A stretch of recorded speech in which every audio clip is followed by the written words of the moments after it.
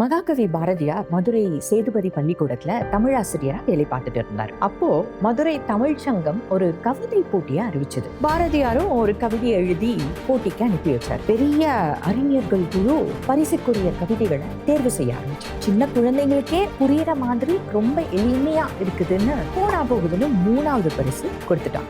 அது எந்த கவிதை தெரியுமா? செந்தமிழ் நாடெனும் போதினிலே இன்ப தேன் வந்து பாயுது காதினிலே, எங்கள் தந்தையர் நாடென்ற பேச்சினிலே ஒரு சக்தி தீரத்தேது மூச்சினிலே, காலத்தால அழியாத இன்னைக்கும் தமிழ்நாட்டு பள்ளி ஆண்டு விழா மேடைகள்ல ஒலித்து கொண்டிருக்கிற பாடலுக்கு தான் 3வது பரிசு. சரி, முதல் 2 இடங்களை பிடிச்ச கவிதைகள் என்னன்னு இன்னைக்கு வர யாருக்குமே தெரியாது. அதனாலதான் சொல்றோம், பரிசு விருது எல்லாம் ஒரு அங்கீகாரம் மட்டும்தான். இதெல்லாம் கொஞ்சம் பேரோட ஒப்பீனியன், அவ்வளவுதான். எது நிற்கும், நிலைக்கும், நினைவு கூறப்படும், போற்றப்படுங்கிறத காலம் பார்த்துக்கும்.